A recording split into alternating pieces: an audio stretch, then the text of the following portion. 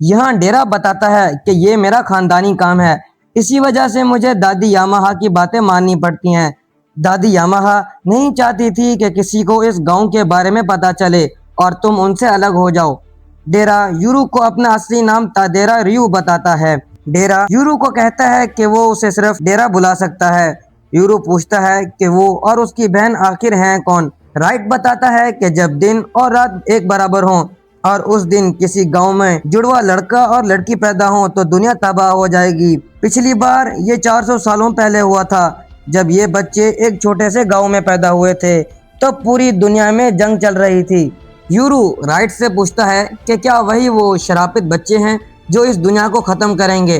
Right बताता है कि तुम नहीं, बल्कि जंग वो लोग करेंगे जो तुम्हारी शक्तियाँ इस्तेमाल करना चाहते हैं। अभी तुम में शक्तियाँ नहीं। लेफ्ट बताती है कि तुम में शक्तियाँ पाने की काबिलियत है। डेरा बताता है कि आशा को इन शक्तियों के बारे में पता चल चुका है। राइट बोलता है कि आशा ने आज जिस शक्ति को इस्तेमाल किया उसको ब्रेकफास्ट कहते हैं, जिससे कोई भी चीज़ ज़बरदस्ती खोली जा सकती है और इसका जुड़वा सील पावर है, इससे किसी भी चीज़ को सील किया जा सकता है।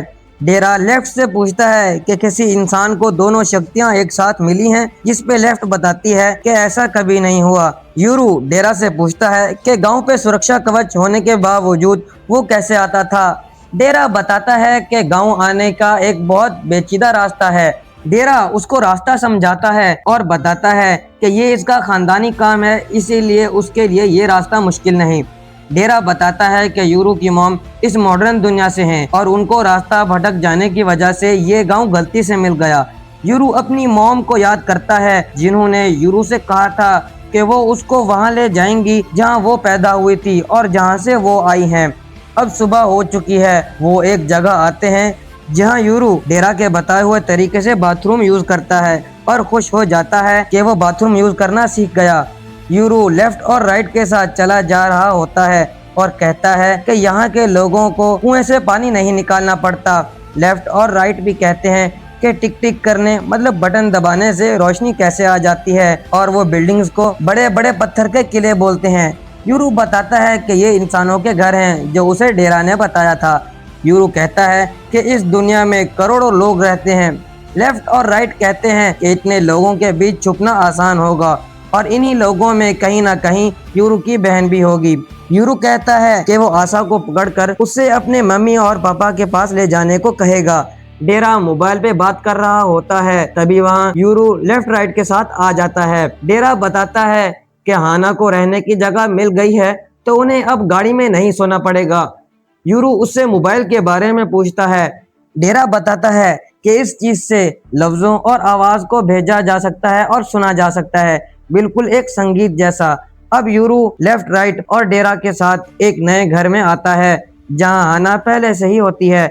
यूरू घर को देखकर चौंक जाता है, लेकिन यूरू बहुत खुश होता है क्योंकि उसने ऐसे घर पहले कभी नहीं देखे। लेफ्ट और राइट भी घर को देखने लगते हैं। यूरू खुशी से नीचे लेट जाता है जहां उसको एक कुत्ता और बिल्ली मिलते हैं। यहाँ लेफ्ट और राइट भी आ जाते हैं और उस कुत्ते और बिल्ली से मिलते हैं। डेरा बताता है कि ये हाना के डीमंस हैं। यूरू कहता है कि भाई ये कैसे डीमंस हुए भला, ये तो बस एक कुत्ता और बिल्ली हैं। तभी वो दोनों पेट्स यूरू को मारते हैं। राइट बताता है कि ये कोई आम कुत्ता या बिल्ली नहीं, ये हमारा ध्यान रखेंगे तो तमीज से पेश आओ। हाना बताती है कि ये उसके डीमंस हैं, जेंको और कुरो। अब हाना बताती है कि डेरा को सब जानते हैं, इसीलिए उनको हाना का नाम इस्तेमाल करना होगा। यूरू हाना से हैरान होकर पूछता है कि क्या वो एक बड़े परिवार से है, तभी उसका पारिवारिक नाम है। लेकिन हाना बताती है कि यहाँ सारों के नाम ऐसे ही होते हैं।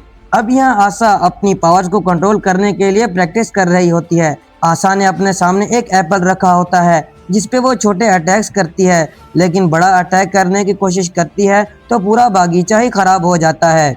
अब यहाँ एक बूढ़ा आदमी जिन और बाकी लोगों के साथ आशा की तरफ आता है। आशा कहती है, मास्टर मुझे माफ कीजिए, मेरी वजह से आपका बगीचा खराब हो गया, इसे मैं ठीक कर देती हूँ। लेकिन मास्टर के कहने पर जिन अपने डीमन से ये काम करवा लेता है। आशा मास्टर से पूछती है कि वो आज यहाँ कैसे आए हैं। मास्टर बताता है कि हम गाबी से मिलने आए हैं। गाबी कहती है कि इतनी तकलीफ की क्या जरूरत है। मास्टर गाबी से उसकी तबीयत के बारे में पूछता है। गाबी कहती है कि वो पहले से अच्छा महसूस कर रही है। मास्टर गैबी के डीमंस गैब्रियल से भी बात करता है। मास्टर गाबी से जल्दी ठीक होने को कहता है और आशा से कहता है कि वो यहाँ से बाहर ना निकले, क्योंकि अगर ये बात बाहर निकली कि तुम और तुम्हारा भाई पहाड़ से नीचे उतर आए हो तो सब लोग तुम्हारे पीछे पड़ जाएंगे और तुम्हारी जान को भी खतरा हो सकता है। मास्टर कहता है कि यूरू को जिन ढूंढ लेगा।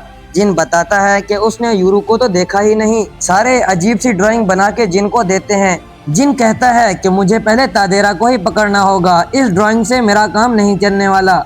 जिन जाने वाला होता है तभी आशा उसको रोक लेती है और यूरू के डीमंस के बारे में बताती है कि वो इंसान के खून की गंध पहचान लेते हैं। गाबी भी ड्राइंग बना के गैब्रियल के जरिए जिन को भेजती है। यहाँ डेरा ने शेव कर ली है ताकि वो लोगों की नजरों से बच सके। हाना उसको कहती है कि तुम दाढ़ी में हीरो लगते थे, अब बिल्कुल बकवास लग रहे हो। डेरा सोचता है भाई ये क्या बात हुई, अभी तक तो शादी भी नहीं हुई, बीवी पहले ही ताने देने लग गई है। डेरा उससे पूछता है कि यूरू कहाँ गया। हाना बताती है कि वो लेफ्ट और राइट के साथ टहलने गया है। डेरा कहता है कि उम्मीद करता हूँ वो ज्यादा दूर नहीं गया होगा। हाना गुस्सा हो जाती है कि ये लड़का हमारे लिए नई मुसीबत खड़ी ना कर दे। यहाँ यूरू छत पे लेफ्ट और राइट के साथ खड़ा है। वो कहता है कि डेरा ने बताया था कि कागेमोरी क्लैन के लोगों के पास भी डीमंस होते हैं जिनको आप सेंस कर सकते हैं और आप मेरे खून की गंध भी महसूस कर सकते हैं। तो वहाँ चलते हैं जहाँ मेरे खून की गंध हो और डीमंस भी। लेफ्ट और राइट कहते हैं कि देर किस बात की, अभी चलो। वो अपनी पावर यूज करते हुए यूरू को उठा लेते हैं और बड़ी तेजी से घूमते हुए एक जगह पहुँचते हैं। यूरू की हालत खराब हो जाती है और वो उल्टी करने लगता है। यूरू कहता है कि अगर वो ओशिरा की तरह अच्छे डीमंस हों तो। लेफ्ट बताती है कि सब एक जैसे नहीं होते। राइट को खून की गंध आती है और वो यूरू को एक पार्किंग लॉट में ले जाता है जहां वो जिन और बाकी दो लोगों को देखते हैं। राइट बताता है कि इनमें मुझे तुम्हारे खून की गंध आ रही है। तभी वहां आशा आ जाती है जिसको देखकर यूरू बेकाबू हो जाता है। राइट उसको रोकने की कोशिश करता है लेकिन वो सीधा आशा के पास चला जाता है। हमें पता चलता है कि ये आशा नहीं बल्कि जिन का डीमन था और जो गंध राइट को आ रही थी वो उस खून की वजह से थी जो जिन ने अपने जेब में रखा था। जिन यूरू को अपना नाम बताता है कि मैं हूँ जिन कागेमोरी, मुझे पता था तुम जरूर आओगे। यूरू अब उस डीमन के मुंह के अंदर ट्रैप हो चुका है। यहाँ हाना यूरू के लिए परेशान हो रही है। वो डेरा से कहती है कि हमें यूरू को ढूंढना होगा इससे पहले कि उसे कुछ हो जाए। डेरा कहता है कि तुम्हें तो बच्चे पसंद नहीं थे तो अब क्या हुआ। हाना कहती है कि ऐसी कोई बात नहीं, उसका फैमिली रजिस्टर नहीं बना, इसका मतलब पता है तुम्हें। डेरा सोचता है और उसको समझ आ जाता है कि उसका हेल्थ इंश्योरेंस नहीं हुआ, अगर उसे कुछ हो गया तो हॉस्पिटल का सारा खर्चा हाना और डेरा को भरना होगा। वो परेशान हो जाते हैं। हाना अपने डीमन जेंको को यूरू के कपड़े सुंघाती है और कहती है कि वो जल्दी से उसको ढूंढ के ले आए। हाना कुरू को भी जीपीएस खोल के देती है यूरू का पता लगाने के लिए। डेरा हैरान हो जाता है कि डीमंस भी टेक्नोलॉजी यूज कर सकते हैं। हाना जीपीएस पे देखती है कि यूरू टोक्यो तक चला गया है। डेरा सोचता है कि वो जानबूझ के वहाँ गया होगा, वो अपना टाइम बर्बाद नहीं करना चाहता। यहाँ जिन यूरू से कहता है कि हिगाशी गांव पे जब हमने हमला किया था तो तुम वहाँ से भाग गए, मुझे तुम्हें ढूंढना पड़ता लेकिन तुम खुद मेरे पास आ गए, अब मुझे काम नहीं करना पड़ेगा। यूरू डीमन के दांत काटने की कोशिश करता है लेकिन उसके दांत नहीं कटते। जिनके साथी लेफ्ट और राइट को बाहर आने को कहते हैं। लेफ्ट और राइट बाहर आ जाते हैं। एक आदमी लेफ्ट और राइट को कहता है कि तुम्हारा मास्टर हमारे कब्जे में है तो वहीं रुक जाओ, लेकिन लेफ्ट और राइट नहीं रुकते। राइट लेफ्ट से पूछता है कि हम किसको कब्जे में लें। लेफ्ट बताती है कि उस मनहूस शक्ल वाले को जो पीछे खड़ा है। यूरू लेफ्ट और राइट से माफी मांगता है कि वो अपने आप पर काबू नहीं रख सका। लेफ्ट कहती है कि कोई बात नहीं, लेकिन अब वहाँ से हिलना मत। यूरू वजह पूछता है तो लेफ्ट बताती है कि तुम्हारे यहाँ रुकने से डीमन भी रुका रहेगा। जिन हैरान हो जाता है कि एक डीमन अपने मास्टर को ऑर्डर कैसे दे सकता है। वो आदमी लेफ्ट और राइट से कहता है कि डीमन होने के नाते अपने मास्टर को प्रोटेक्ट करना तुम्हारा फर्ज है। यूरू पीछे से बोलता है कि मैं इनके काम में दखल नहीं देता।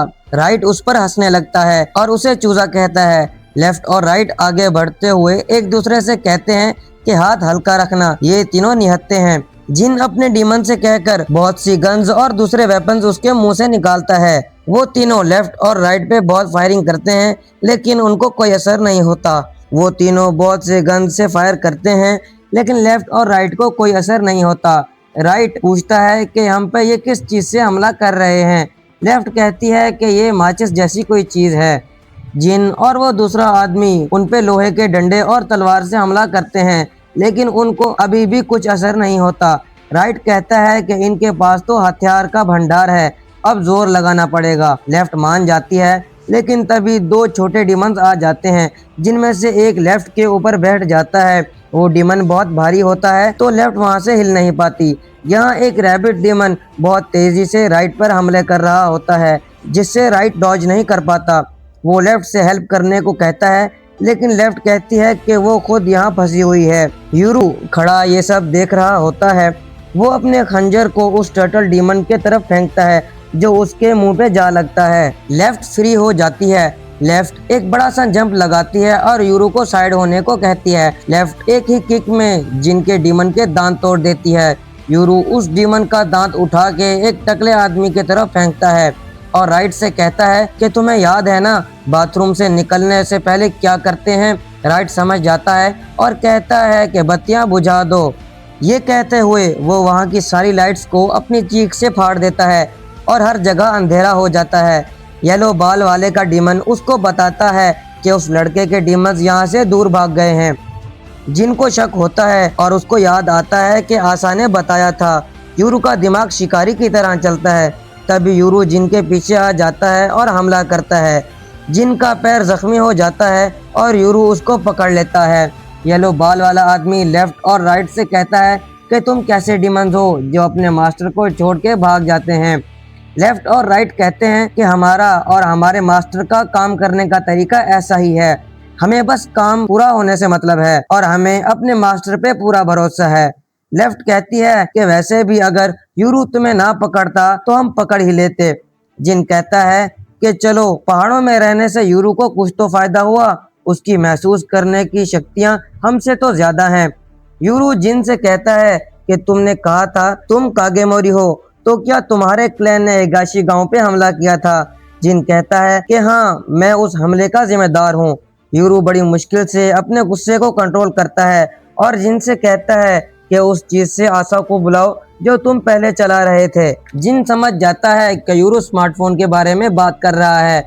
यूरू कहता है कि उससे बुलाओ, मुझे उससे बात करनी है। जिन उसको कहता है कि अगर वो बात करना चाहता है तो उसे कागेमोरी की हवेली पे आना चाहिए। यूरू कहता है कि मैं तुमसे पूछ नहीं रहा।